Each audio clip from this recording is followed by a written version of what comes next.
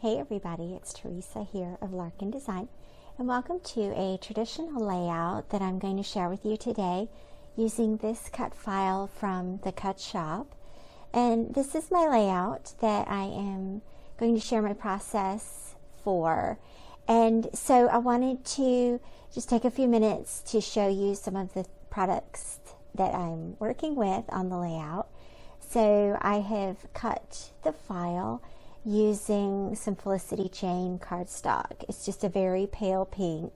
And then I'm working with the Simple Stories Simply Fall collection. And so I have some of the chipboard and the die cuts with me, and then a couple of patterned papers. And I'm also working with a photo from last year, from 2017, from our daughter Natalie's first day of 5th grade. So I know that I want to use this darker pattern paper as my background, and I'm going to use my trusty gesso to paint over that pattern paper just to give a nice background for the cut file to pop against, and also because I know that I'm going to need some white space for my journaling. So at this point, I am just playing with some of these pattern papers and kind of trying to visualize how they look under that cut file or behind that cut file, and how they contrast with the background paper, and just making that decision. I really kind of like the black and white. There's that check, and I don't think that that is Simple Stories. That might be Pebbles, Spooky Boo, or Bewitched from Echo Park.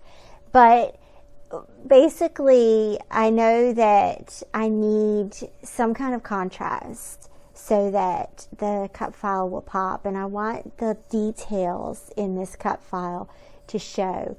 The details like the lines in the B and the dots in the K that make it look like a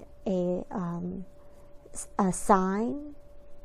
And so kind of going for patterns here that have a lighter background. Everything lighter in order to keep this layout from becoming too visually heavy. So diving right in here to my process, gesso with a very rough old brush will give you this great texture. I'm putting it on really heavy here. You can put it on lighter and then more of the pattern will show through behind it.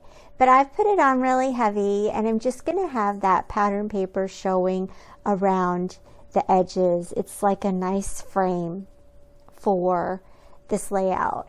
And I love how this looks. This is one of my favorite go-to mixed media techniques.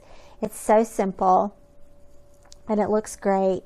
And I'm going to let it dry, and then I'm going to cut out all of my words here. And so here you can see they're all cut out.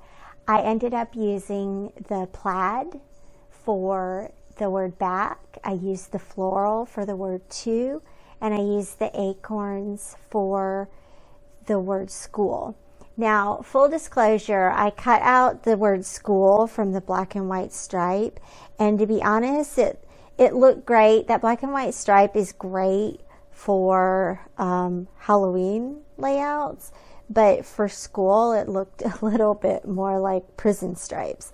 So I cut it out the second time using the acorn pattern, and I love how this turned out. It's still really subtle, but it's a lot of fun, and I think it looks really nice here layered onto the gesso.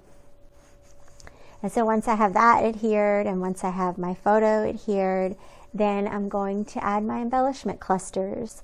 And so I pretty much have a system for my embellishment clusters as well. I love having a system that I know works for me and that looks good over and over and over again.